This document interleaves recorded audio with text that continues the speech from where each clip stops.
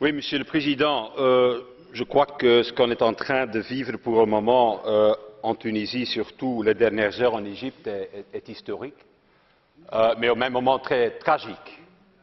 Quand on entend maintenant qu'il y a des centaines et des centaines de blessés les dernières heures. Et ça me fait penser surtout parce que je vois une similarité en ce qui se passe maintenant au Moyen-Orient, en Afrique du Nord, et ce qui s'est passé en Europe en 1989.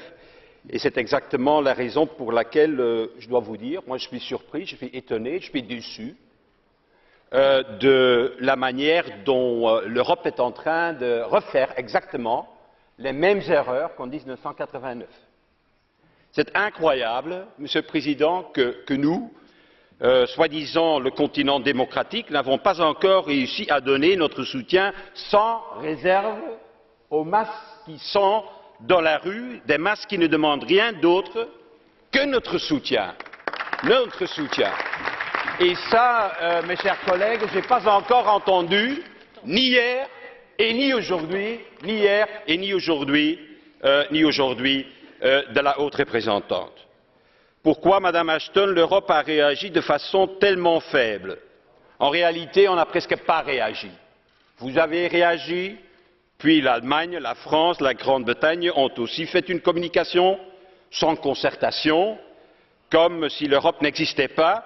Et vraiment, je dois vous dire, la seule bonne intervention européenne est venue de l'extérieur de l'Union, c'est-à-dire du Premier ministre turc, M. Erdogan, qui a dit à M. Moubarak qu'il doit écouter les exigences de son peuple et qu'il doit donc s'en aller. C'était la seule bonne réaction au niveau européen qu'on a entendue.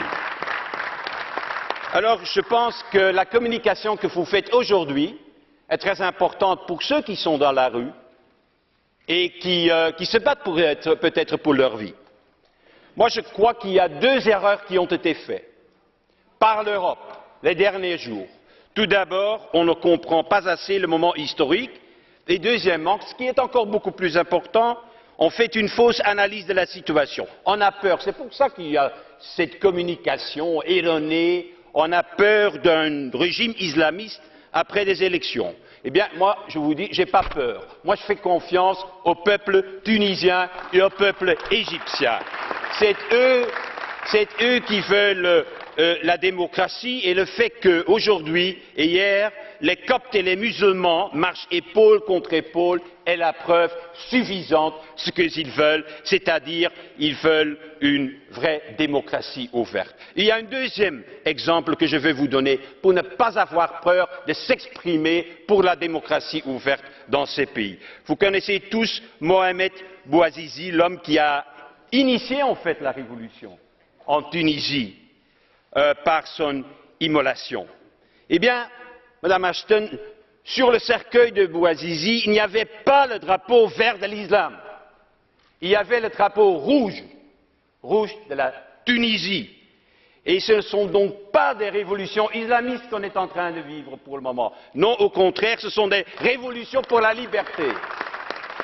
Alors maintenant que depuis près d'une semaine, ce sont des milliers de personnes qui se rassemblent au Caire, au moment où il y a aussi des manifestations en Jordanie, au Yémen, en Syrie, en Algérie. Moi, je vous demande, Madame Ashton, changez la position de l'Union européenne.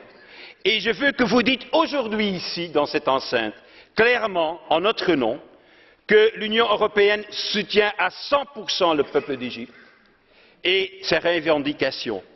Et nous voulons que finalement Moubarak écoute son peuple et qu'il libère par son départ son pays pour la démocratie et la liberté aujourd'hui. C'est ça le message que je vais entendre dans votre réplique tantôt.